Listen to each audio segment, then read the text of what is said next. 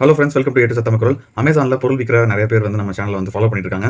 நிறைய பேருக்கு வந்து நம்ம பேசின அந்த வீடியோஸ்லாம் வந்து ரொம்ப மோட்டிவேஷனாக இருந்தது. கண்டிப்பாக பண்ணுறேன்னு சொல்லியிருந்தாங்க.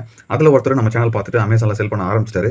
இப்போ என்னன்னு பார்த்தீங்கன்னா, அவருக்கு புதுசாக ஒரு ப்ராப்ளம் வந்திருக்கு. அதை நம்மளுடைய சேனல் கமெண்ட் செக்ஷனில் போட்டிருந்தாரு. ஸோ அதை இப்போ பார்ப்போம் என்னன்னு.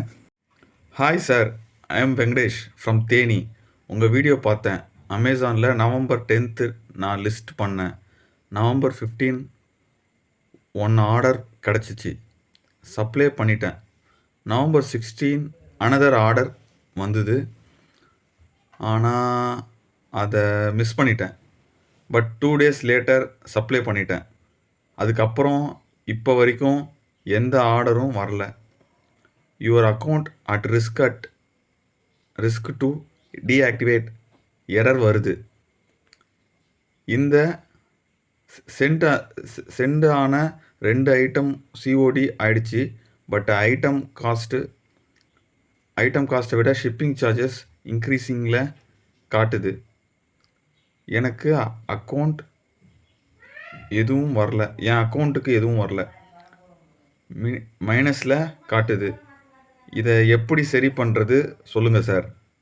ஸோ அமேசானில் நீங்கள் விற்கிறீங்கன்னா, உதாரணத்துக்கு உங்கள் ஒரு கடை இருக்குன்னா, அந்த கடையில் ஒரு கஸ்டமர் வந்து ஒரு பொருள் கேட்குறாங்கன்னா, நீங்கள் வந்து என்ன பண்ணுவீங்க, உங்கள்கிட்ட அந்த பொருள் இருந்தால் உடனே கொடுத்து அனுப்புவீங்க. இல்லைனா சார் ஒரு நாளில் வந்துடும் சார், திருப்பி 2 நாளில் திருப்பி வந்துடும் சார் டைம் சொல்லிங்க.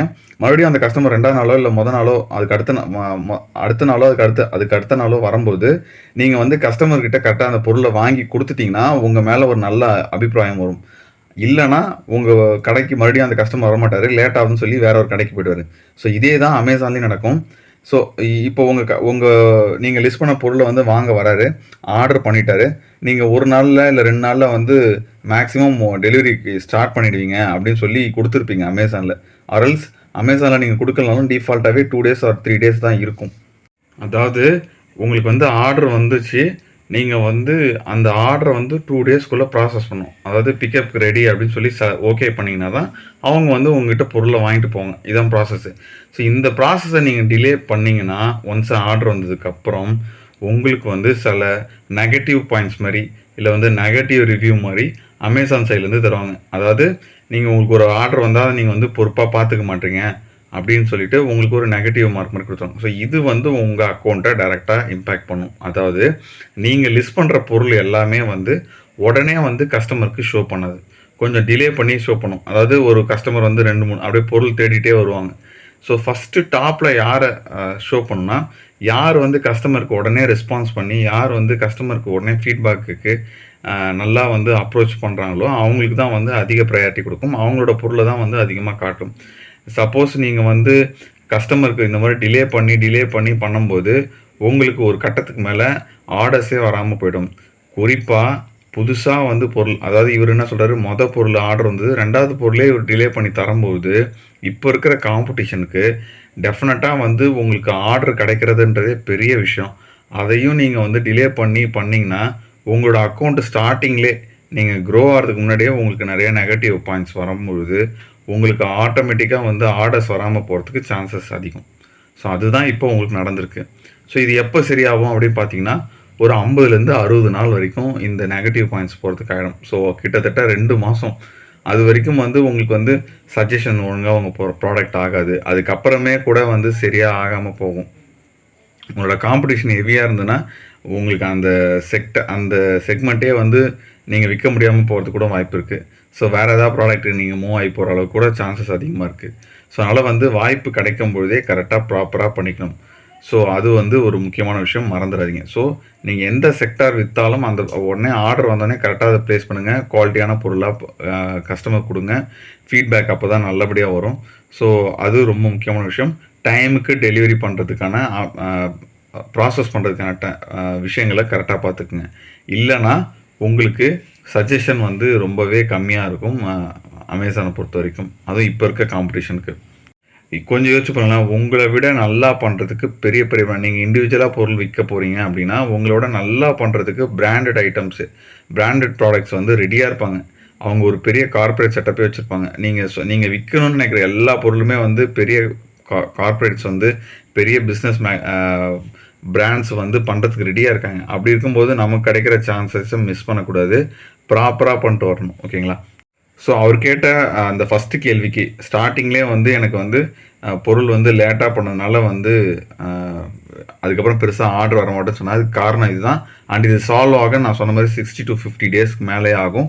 அதுக்கப்புறமும் வந்து காம்படிஷனை பொறுத்து தான் உங்களுக்கு அதில் ஆர்டர் வரதும் வராததும். ஓகேங்களா? நீங்கள் பெட்டர் வந்து வேறு கேட்டகரியில் வந்து ட்ரை பண்ணி பார்க்குறது பெட்டர்.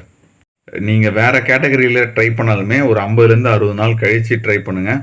அது வரைக்கும் வேறு வழி இல்லை, கம்முன்னு உட்காந்துட்டு தான் ஆகணும். ஸோ அடுத்த விஷயம் என்னன்னு கேட்டிருக்காரு பார்த்தீங்கன்னா, அவர் வந்து ஆல்ரெடி ஒரு 2 பொருள் அனுப்புனார் இல்லையா? ஸோ அது வந்து டெலிவரி ஆகிடுச்சு. பட் அதுக்கான காசு எனக்கு அக்கௌண்ட்டுக்கு வரல.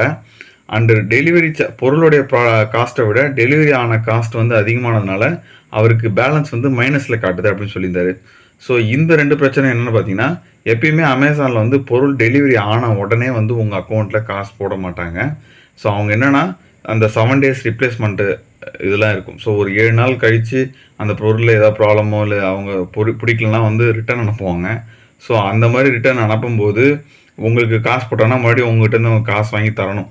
ஸோ அதனால் ஒரு பொருளை கஸ்டமர் வாங்கினதுக்கப்புறம் அவங்க யூஸ் பண்ணி கன்ஃபார்மாக அதுக்கப்புறம் ரிட்டர்ன் அவங்ககிட்டருந்து வராதுன்னு தெரிஞ்சதுக்கப்புறம் உங்கள் அக்கௌண்ட்டில் வந்து வேறு ஏதாவது மைனஸில் டிடக்ஷன் பண்ண வேண்டியது இருக்கா, நீங்கள் அவங்களுக்கு எதாவது காசு தர வேண்டியதாக இருக்கான்றதை பார்த்துட்டு அவங்களோட லாபத்தை, அதாவது நீங்கள் பொருள் விற்றீங்க இல்லையா, அந்த பொருள் விற்ற காசில் அவங்களோட லாபத்தை எடுத்துக்கிட்டு அந்த லாபத்துக்கான ஜிஎஸ்டியும் எடுத்துக்கிட்டு அந்த வரியையும் எடுத்துக்கிட்டு மிச்ச காசை வந்து உங்களுக்கு கொடுத்துருவாங்க. அண்ட் இதில் வந்து டிரான்ஸ்போர்ட் பண்ணுறதுக்கு ஏதாவது காசு இருந்தால் அதையும் எடுத்துப்பாங்க. ஸோ அதெல்லாம் எடுத்துக்கிட்டு பேலன்ஸ் உங்கள் லாபம் கரெக்டாக நீங்கள் வச்சுருந்தீங்கன்னா மட்டும்தான் உங்கள் அக்கௌண்ட்டுக்கு வரும். இல்லைனா இப்போ நீங்கள் சொன்னீங்க பார்த்தீங்களா, அந்த கமெண்டில் அவர் சொல்லியிருந்தாரு மைனஸில் காட்டுது அப்படின்னு சொல்லிட்டு. அதாவது நீங்கள் ஒரு பொருளுடைய விலையை வந்து சரியாக தீர்மானிக்காமல் நீங்கள் அதில் போட்டுட்டிங்கன்னா அமேசானோட கமிஷன் அவங்களுக்கு தருவாங்க. ஒரு பொருள் விற்றுனா கமிஷன் எடுத்துப்பாங்க. அப்புறம் அதை டிரான்ஸ்போர்ட் உங்கள் இடத்துலேருந்து எடுத்துகிட்டு கஸ்டமர்கிட்ட எடுத்துகிட்டு போய் கொடுக்குறாங்க இல்லையா, ஸோ அந்த காசையும் பிடிச்சிக்கிட்டு தான் உங்களுக்கு காசு போடுவாங்க.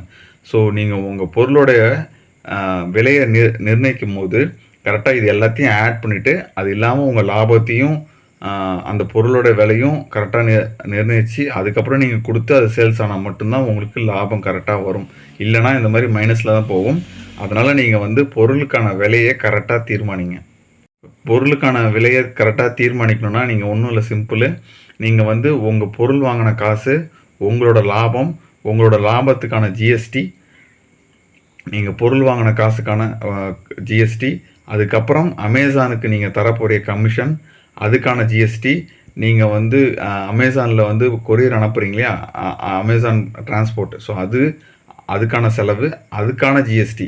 ஸோ இது எல்லாத்தையும் ஆட் பண்ணால் தான் உங்களுடைய பொருளோட காஸ்ட். ஓகேங்களா? ஸோ இதில் ஏதாவது ஒன்று நீங்கள் விட்டுட்டா கூட உங்கள் லாபத்தில் தான் அது வந்து டைரெக்டாக வந்து விடும். அமேசானுக்கு எந்த பிரச்சனையும் இல்லை. பொருளை விற்றுட்டு அந்த காசு அவங்களுக்கு வரும். அந்த காசை அழகாக அவங்க ஜோப்பியில் வச்சுக்கிட்டு மிச்ச காசை தான் அவங்களுக்கு தருவாங்க. அப்புறம் லாஸ் ஆச்சுன்னு புலம்பாதீங்க. ஓகே ஃப்ரெண்ட்ஸ், இப்போது இந்த 2 விஷயமும் வந்து உங்களுக்கு ஒரு அமேசானை பொறுத்த வரைக்கும் ஒரு பெரிய புரிதலை ஏற்படுத்திக்கணும்னு நம்புகிறேன். அண்ட் ரொம்ப யூஸ்ஃபுல்லாக இருந்திருக்குன்னு நம்புகிறேன். ஸோ அமேசானில் விற்கிறது நிறைய பேரோட கனவாக இருக்கும். ஸோ அதனால் இது எல்லாத்தையும் வந்து கரெக்டாக ப்ராப்பராக கற்றுக்கிட்டு பொறுமையாக பண்ணுங்கள். நிறையா லாஸஸ் வரும் தான், அடிப்பட்டு தான் கற்றுக்கணும். ஸோ அதனால் வந்து பார்த்து எது வந்தாலும் பண்ணுங்கள்.